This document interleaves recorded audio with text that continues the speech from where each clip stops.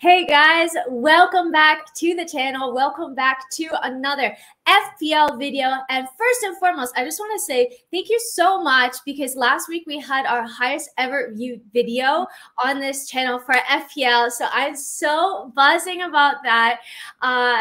Just so over the moon. And Yelena, that's in part because of you, because ever since you posted the channel, the views have just skyrocketed. So how's it going?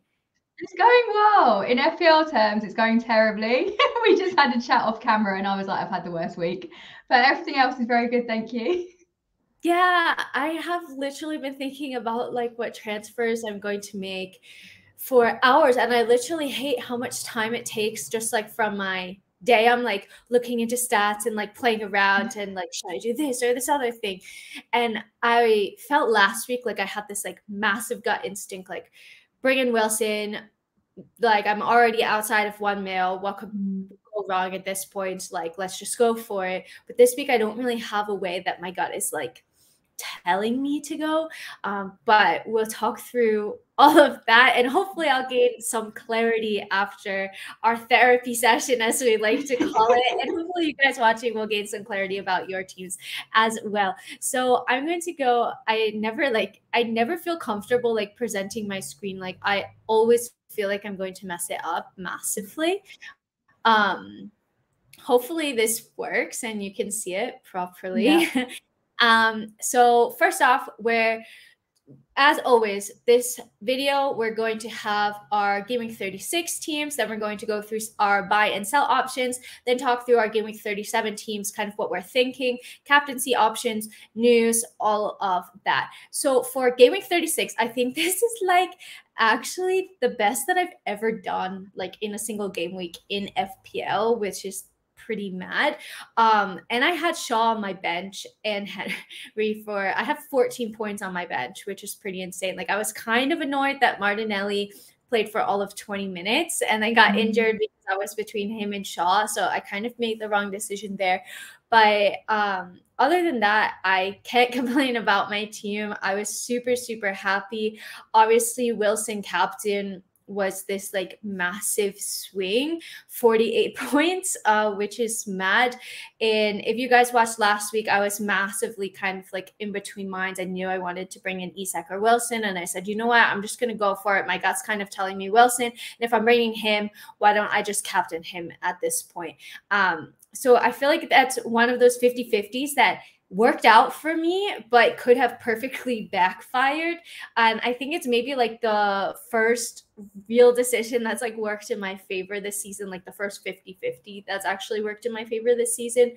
But my defense absolutely killed it. Trippier finally getting some attacking returns. Estepinian, I think, got a goal and an assist, and Trent as well with the goal. So overall, super happy with how my team performed last week. I'm a little bit annoyed at myself for bringing in McAllister. I honestly am regretting that option a little bit now. We can kind of go into our teams a little bit later. But overall, super happy with how my team performed, but I don't think I'm going to quite have the same luck going into Game Week 37. I'm not feeling fantastic about my team for 37. But Yelena, what about you? This is your Game Week 36 team. Talk us through it. So mine was quite disappointing. I spoke last week about I wanted to bring in Mitrovic or Enciso. I decided on Enciso and then the transfer didn't go through. So that was really frustrating. And Ollie Watkins was a complete flop. Nothing happened there. So that was annoying. And then I'm annoyed as well because I talked myself out of bringing Wilson in after last game week. So it was a really frustrating week because I am really happy with the team. My Brighton assets, I'm really disappointed with. And I know they've got a double game week coming up, but I'm just not that, I don't know. There's something about McAllister. He doesn't look very strong. I thought he looked quite tired last night, to be honest. Matoma, we're not seeing anything from him either. I think his good period is over now because I think at one point I just thought he was a really technical, highly skilled player. And I'm not seeing that currently. So I'm quite tempted to have a knee-jerk reaction and ignore the double game weeks this week, or go wild and maybe bring in some City players. I'm not really sure what I'm going to do with my Brighton assets, but massively disappointing. On the plus side, like you said, Trippier finally got some attacking returns. I think it was 2 assists, which is really welcome. I'm glad I brought Shaw in, and then Trent as well is on fire. And I think Liverpool for the next couple of game weeks are going to be really strong assets to have on the team. But overall, I think at least Edison kept a clean sheet as well. So there are positives in this team, but it's in comparison to how everyone else has done it. It felt quite disappointing. Yeah, but I think like the high scores that we're seeing are just from people who brought in Wilson and captained him. So it's literally just like one difference, like completely changed which way the game week went, and you're still super above the average as well. It's just like we're seeing these like massively high scores, and it's because of one player, and it could have perfectly been Isak, you know, like it just could have gone either way. But I totally feel you with the Brighton assets. I'm thinking like, do I even like bench one of them? Is it even worth it? Like I'm just feeling like they're one or the other is getting benched at this point. They're getting rested because they've had so many doubles. Is it even worth it? But I don't know. So that kind of brings us to our buys. So I can't believe how much space there is because there's only 2 fixtures left. I'm quite sad. Of the season. I can't believe it. Like we're at the end of the season already. So my buy is Fernandez, and quite ironically, I don't think I'll be able to get him into my team, but they have the most favorable fixtures. I think if you're looking at a team that's doubling, Bournemouth away, Chelsea at home, and then Fulham at home. I really do think that they're going to get some sort of attacking return versus Chelsea. Bournemouth already are safe from relegation, so I'm not 100% sure like how that could play. Like I feel like they're always one of the tougher teams, but I feel like that one could kind of go either way. But I would expect Manchester United to get a couple of goals. They of course want to secure top 4 for themselves as well and really solidify their place for Champions League football next year. And I was just looking at his stats. And if you look at the last 5 games, 1 goal, 2 assists, it doesn't look so great.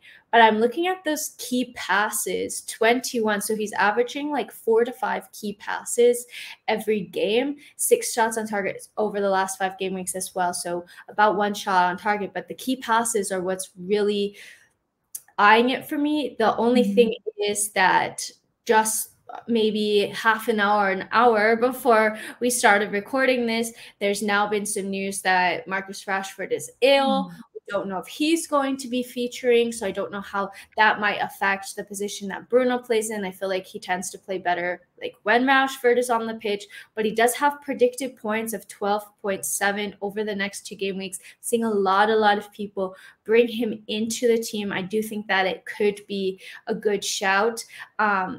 But I think for my team, I'm just like, I don't know if I would have to take a -4 to get him in. And we'll talk about that when I walk you through my team selection. But I think for me personally, I'm not going to be able to make it happen. But if I could, I would want to have him in my team. What are your thoughts, Yelena? Definitely, I agree. I'm trying to figure out a way to bring him in as well. And especially, the Rashford news is so annoying because that was one player I just wasn't worried about. I was planning to captain him. Now that plan has gone out the window. But with Bruno, even just the eye test of watching him, there is something brewing there. And I think it could be this double game week that we finally see something amazing from him. What would be great is if we got 2 goals from him potentially in one of the games. I think the Bournemouth game, like you said, that could go one of 2 ways, but I'm leaning more towards United. Chelsea, I don't know what to expect anymore. So we'll just hope that we're not humiliated too much by Man U. But I think Bruno is definitely a great option to bring in. That's the thing. I think like as a Chelsea fan as well, I'm like, I really don't want him to do well versus Chelsea. And I try not to let that influence my decisions in FPL. But at the back of my mind, I'm like, can Chelsea pull something off? Can we, kind of keep United quiet? Because we do tend to show up versus big teams no matter how poorly we're playing. I think this season we really haven't so much. But I don't know. I'm like on the rocks about it. And then so you have a super interesting buy pick. You went for Trossard. What are your thoughts about this one? What made you go for him? So this is my panic mode of trying to bring someone in that not everyone has. Now, I know his minutes are at risk, but I feel like he might benefit from Martinelli's injury because obviously Martinelli's now out for the rest of the season. I'm wondering if Trossard will pick up some minutes because of that. And I think since joining Arsenal, he's made 8 assists for them.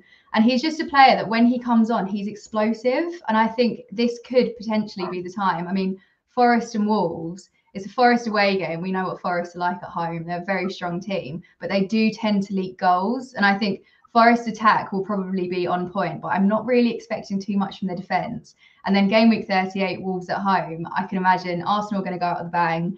And hopefully Trossard will be either starting or get a decent amount of minutes in. His predicted points aren't that high, but this is more of a gut feeling fun punt potentially, but I don't know if I do definitely have the guts to do it. So I might just talk him up, but actually, because as you can see, he's only started 1 game, but when he does come on, I'm really impressed by what I see. Yeah, but I think that you're right. Like I was thinking the same thing. Like now that Martinelli's out injured and confirmed at least until I think like July, like it's a pretty bad injury.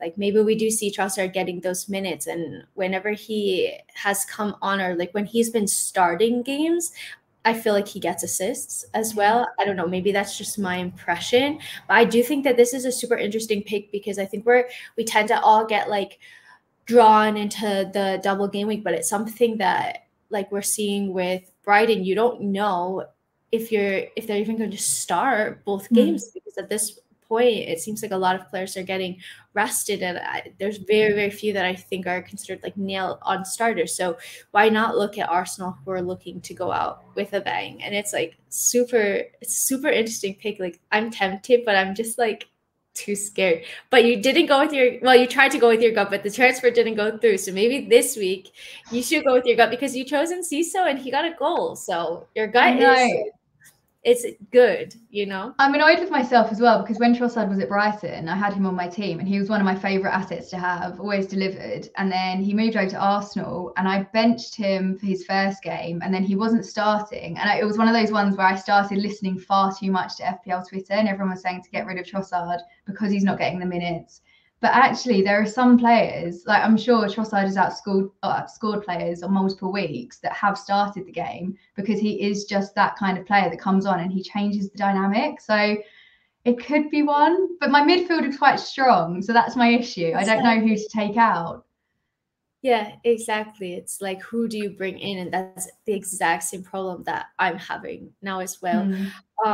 Going to the sell, so mine maybe is like a little bit obvious, but I do see, well, like a lot of people have Ollie Watkins still in their team. I think you had him in your team as well. And I feel like we kind of went over his patch of good form and then looking at the fixtures that Aston Villa still have. Liverpool away, I don't reckon that they're really going to get anything out of that game, especially with Liverpool starting to string together the wins. They're really pushing for that top 4 spot to see if they can get the Champions League. Brighton at home as well. Like Brighton have been a bit inconsistent. They have been leaking the goals, but I don't know. For me, I just feel like there's other attacking options that I'm focused on at the moment. So I wouldn't go for Ollie Watkins. I think he's a sell. I wouldn't keep him in my team if I had him.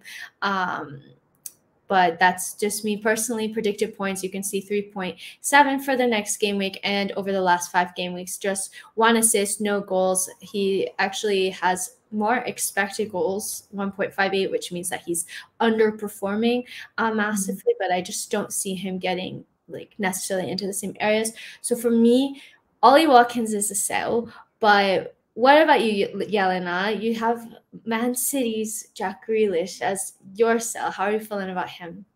Oh, this again is really hard because I brought Grealish in when he was looking very strong. And since bringing him in, I haven't seen anything that's impressed me. I do want to keep him for the double, but the thing is, they've now got the FA Cup final, Champions League final. I think Pep Roulette will be out in full force, and he's going to rest his best players. And I just don't see Grealish getting the minutes. I see him being benched in one of the games. I mean, if they win against Chelsea, that's sorted now, isn't it? They've won the Premier League. So I can see him potentially being benched against Brighton anyway, and they'll bring some other players in to have a go and rest up Grealish. So I just think he's a really risky, even though the stats are decent, I think. Well, he hasn't really done anything, has he? I don't know why he's on my team still. I think the only reason I'd want to keep hold of him is for the double, but I don't think he'll play both anyway. So yeah, I think Grealish is going to have to go. What do you think?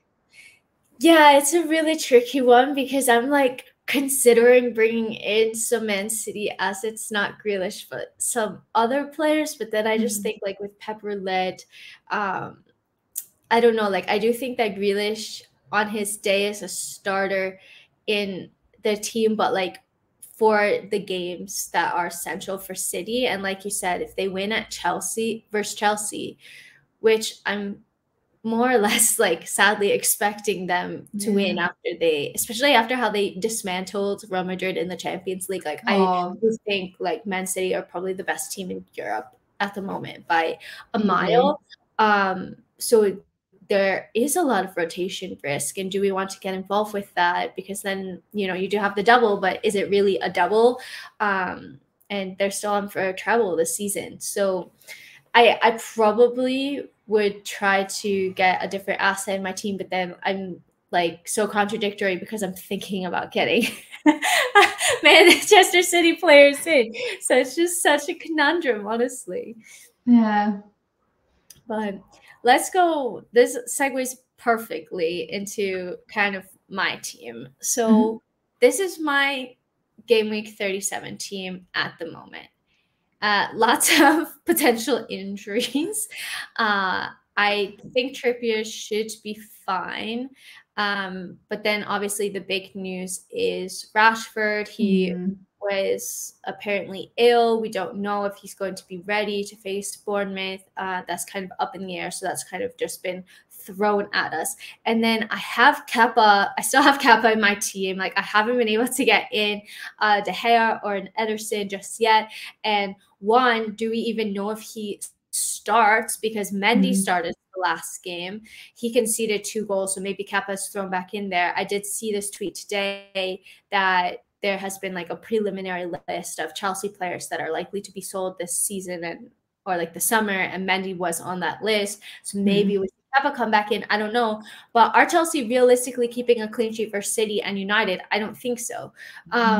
So I'll kind of show you guys my options. Let me see if I can get this to work. I don't know. Okay, let me see if I present my screen and I present a window, and I think I can do this.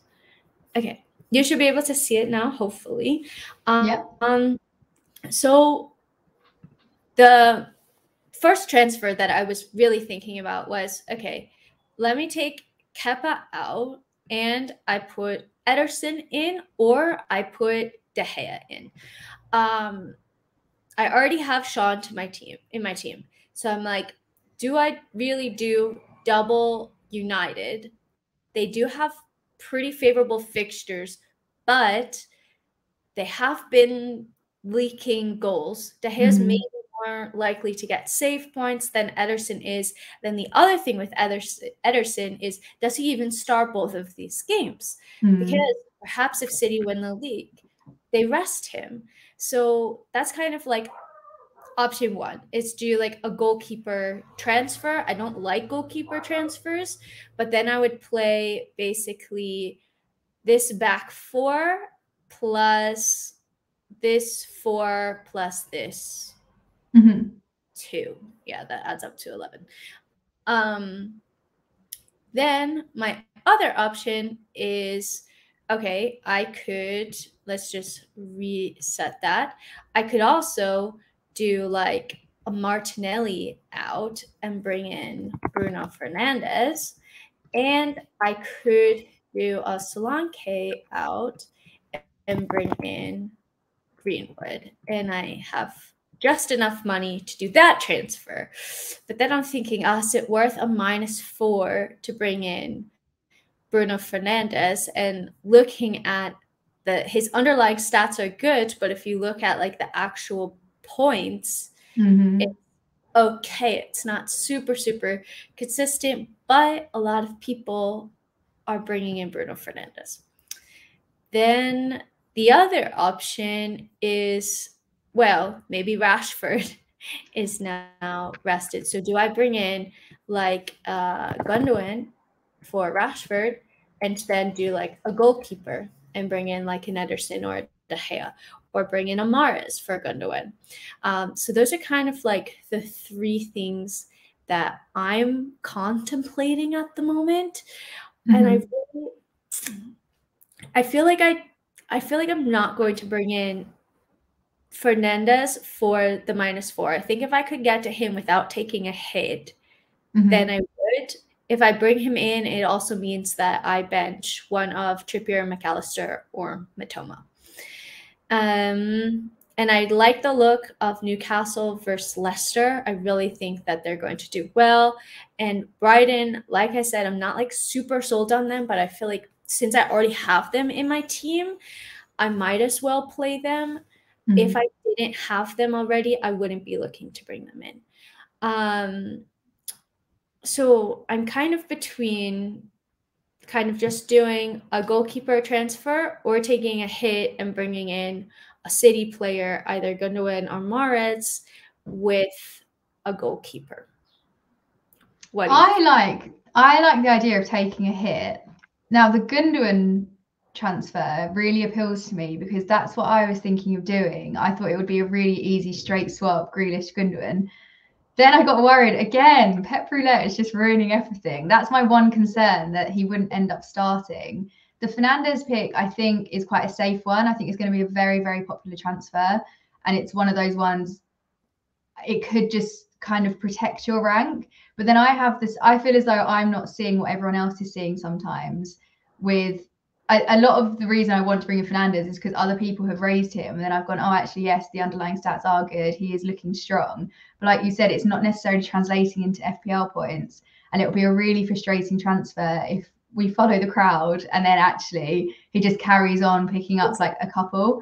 But I would say taking the -4, at least he does have a double game week. So it's not too much of a hit, but it's really, really hard. And because you haven't got the gut feeling this week either, I think you just second guess every decision. But I don't think I'm a fan of the goalkeeper transfer, but I'm never really a goalkeeper transfer fan anyway, because I'd like to bring in De Gea for Ederson, but I don't think it's going to be worth it. And I don't see clean sheets for either, to be honest. So I'm hoping Ederson maybe might get some save points, probably unlikely, but I think maybe just keep hold of Kepa.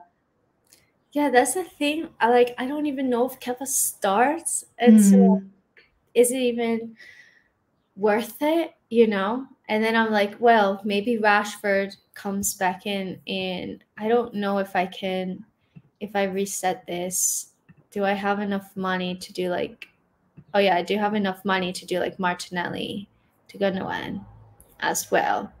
And then maybe go for that. That could be, because I'd be worried. I think as much as I'd like to free up a position to bring in an Arsenal asset, I think I'll just bench Rashford, or I'll start him, hope that he plays, and then if he doesn't, it's fine. I've still got him on my team. But I think he could be a really good one to have in the final game week. Yeah. But look, if I have just enough money to do that and then bring De Gea in. I have just enough money to do Martinelli to Gundogan and then Kepa to De Gea. I would have the double united. So I'm really struggling because I feel like versus Bournemouth, especially, like maybe there's potential for a clean sheet there. If I do this, I am benching one of Trippier or Matoma or McAllister, which all could come and bite me in the bum as well. And I don't like the thing that I'm like struggling with having Kepa is like I don't even if it was Mendy, if Mendy didn't play, then I would say, okay, fine, this kind of sucks. I don't see us keeping a clean sheet, but maybe he'll get some save points and whatever. But now I don't even know if he plays. So, and then I don't see Raya keeping a clean sheet. Who do Brentford play? Versus Spurs away. Do they keep a clean sheet? I don't know. Maybe. Spurs haven't looked fantastic, but I feel like Harry Kane is still getting goals. I was going to say Harry Kane always finds a way. Exactly. So, guys in the comments, let me know. This is kind of like my big dilemma. I'm like low-key leaning on bringing Gundogan in over Fernandez as like another punty option. But I feel like maybe I don't know. I'm like, have I missed the boat on him? Because you see, he has like 4 goals and 1 assist in his last 5 games. And I'm like, oh, maybe I should have brought him in here, but maybe it's a little bit too late. But only 6.2% owned. So it could be like a super differential, or it could completely backfire. Bruno Fernandez just does amazing. And I destroy it. Like, I'm not super worried about rank because my season has just been shit, but I do want to finish inside like the top million. I do. Yeah, no, definitely. So, well, that's my team. I'm going to take this out and then I'm going to start sharing again. And we'll go to your Game Week 37 team. What are you thinking with yours? So I have taken out Ollie Watkins, brought in Greenwood to free up some funds to bring in Fernandez. But as I said, I don't know if I'm more following the crowd with this pick. So I think this is my playing it safe and trying to get back in the top 100k. But I don't feel good about it and I'm not feeling that excited. But then I wonder also with captaincy, because your captaincy was in Haaland, wasn't it? Right now it's on Haaland, and that's something I wanted to ask you as well. Because that's obviously like the safe-ish pick. Like, I guess he will probably start all of the games, but you just never know. Or he might get like hooked at halftime. Yeah. See, my issue is I prefer United's fixtures over City's, but Haaland's fixture proof. But I'd quite like to take a punt. I've said it before. I wanted to captain Rashford. Now with the illness, I don't have the guts to do so unless we get some early news, which I doubt is going to happen. So then I think the logical thing to do would be to captain Fernandez, but we haven't seen that much from him recently. So I think the captaincy will have to go on Haaland. But again, it's not a very exciting, and I'm not touching the Brighton assets. No. So I think this is a really weird game week, and it's strange as well because obviously we're both Chelsea fans. Chelsea have a double, and there's no obvious pick because I would love to bring in like a Chelsea striker or something. But where do you even begin? And I don't know. It's not the best double game week. I think the fixtures are quite tough, and now we are at risk of rotation everywhere. So this is the team, but we're not feeling great about it. Yeah, that's the thing. Like, who even starts for Chelsea? I couldn't tell you. Like, I honestly couldn't tell you because we're just like, you think somebody has a good game and then they're benched the next week. So I know like my viewers tend to gravitate towards being Chelsea fans since I'm a Chelsea fan. So maybe that's a super good point. Like, I'm personally staying away from Chelsea players. Like, I'm trying to even get Kepa out of my team just because we have no idea who's going to start. I don't see us keeping clean sheets. I don't know where the goals are going to come from. Hopefully we can get a few. Like, Sterling has looked to be in better form the last week or so, but honestly, I feel like there's such better options out there. But like you said, I think like I'm probably going to put the armband on Haaland, but I don't quite understand how it works. Maybe you can explain to me. Like, I read that like even having Haaland in your team, if he does well, it actually hurts your rank because everybody has him.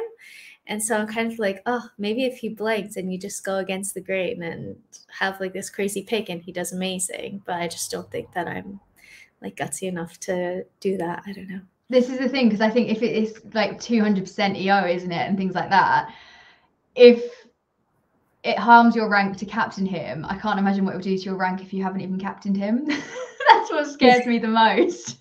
Exactly. So I don't know. I think like those are the main kind of talking points. I feel like I'm leaning more towards Gundogan. I think Fernandez is a safe pick, and Gundogan or like some city asset is kind of like the risky punty pick. So take with that what you will, guys. Let us know what you're going to be doing, what your transfer plans are, how your Game Week 36 was, what your plans are for Game Week 37 as well. We've been talking for half an hour, which is just absolutely insane. It goes by like this, like so fast. And yeah, I don't know. I'll let you know like what I end up doing, because I have to make a decision soon. My stomach's like literally hurting at the thought of having to decide. But Yelena, thanks as always for joining our weekly FPL stream, and let everybody know where they can find you. I am on Twitter and YouTube at Yelena FPL, where I will probably be sad again next game week. I'm really hoping for a miracle. Yep, same. Honestly, I just like, if I could just like stay the same, like no red, no green, I'll honestly be happy with that. But I feel like, I don't know. I feel like I have an incoming red arrow, because that's just been my season. But guys, I hope that you enjoyed this video. If you did, definitely make sure to check Yelena out on all socials. And while you're at it, check me out as well at Ellie_Hellenic on Twitter, and at Elizabeth Hellenic on TikTok and Instagram, and sub to the channel while you're at it. Hope that you guys have a fantastic rest of your day, evening, whatever time you're watching this. And until next time, we're out. Bye. Bye.